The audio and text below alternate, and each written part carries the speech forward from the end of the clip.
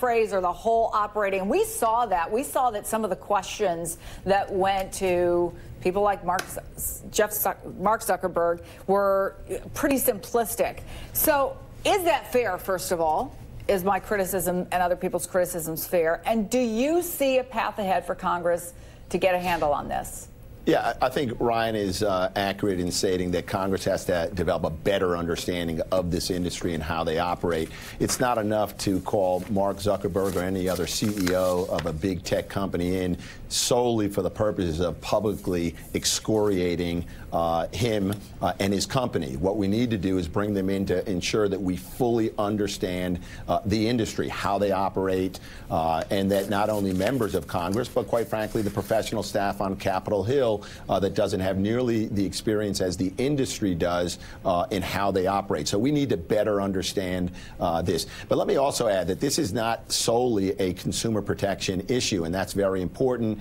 Informed consent and disclosure. This is a national security issue. Sure. We know that at least one of the companies that had this more intrusive access to information has ties. It's a Russian company with ties to the Kremlin. So it's time that we develop a seatbelt for Facebook. Just as decades ago, it took Congress to mandate seatbelts for the auto industry to provide the safety that we now enjoy in automobiles today. It's time for a seatbelt law for Facebook. The industry is mature. It's time for robust regulations, not to quell or to quash the industry, but to promote the industry and protect consumers. Yeah. I want to thank all of our guests for being with us, but we have some breaking news. NBC News confirming that the U.S. military is preparing to withdraw a significant number of troops from Syria. NBC's Kristen Welker is at the White House. I understand that the Wall Street Journal and Reuters broke this, and the president seems to be tweeting a kind of affirmation. Get us up to speed, Kristen.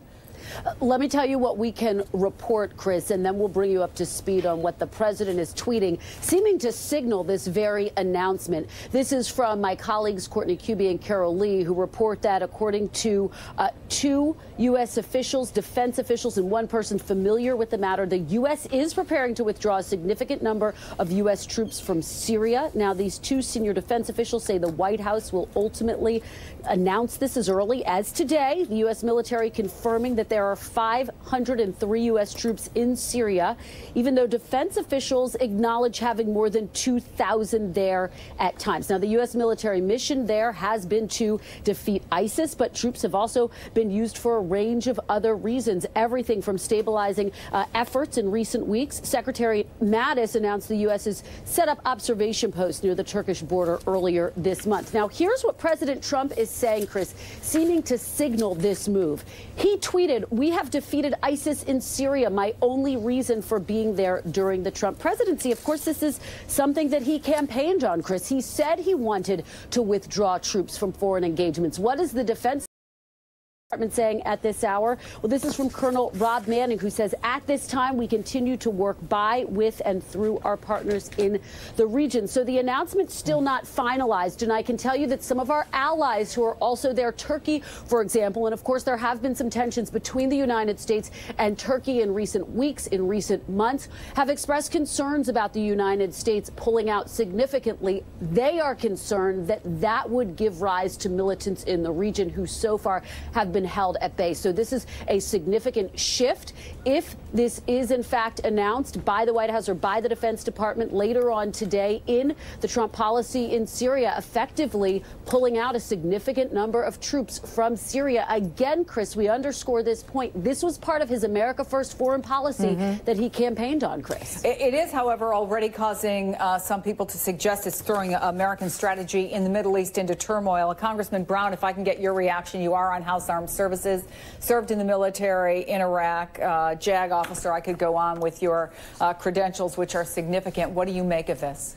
Yeah, clearly a significant development. I don't rely on the president's tweets to conclude that ISIS has been defeated. What I would rather see is the president flanked by Chairman Dunford of the Joint Chiefs, Secretary Mattis, and Mike Pompeo declaring to the United States what the mission is that we accomplish. If we did defeat ISIS, I would rather hear that coming from a more reliable source from the Department of Defense. We have heard conflicting statements over the last 12 months as to why, from the administration, as to why we are in ISIS. National Security Council or Advisor Bolton suggested that we were in Syria as a counterweight to Iran. Secretary Mattis came to Capitol Hill and reassured members of Congress that no there to defeat ISIS, and while we vanquish ISIS from Raqqa, we know that there are residual presence of ISIS in Syria. So I'd like to hear from the president, but more importantly from the DOD, what exactly we have accomplished and what is the basis for the withdrawal and what risks remain for U.S. personnel and U.S. security interests in Syria and the region. But just to be clear, Congressman, as member of House Armed Services, this week, had you been given any indication that the U.S. was preparing to withdraw significant numbers of troops from Syria or in any way consulted about this? I'm not familiar with any information that was conveyed to Congress. Admittedly, that doesn't mean that it has not been conveyed to senior leaders in Congress. I'm not aware of it. But I'll also add that, over the last 12 months, members of Congress, we have repeatedly requested for a more accurate accounting of the number of U.S. troops in Syria, and we've never received that information.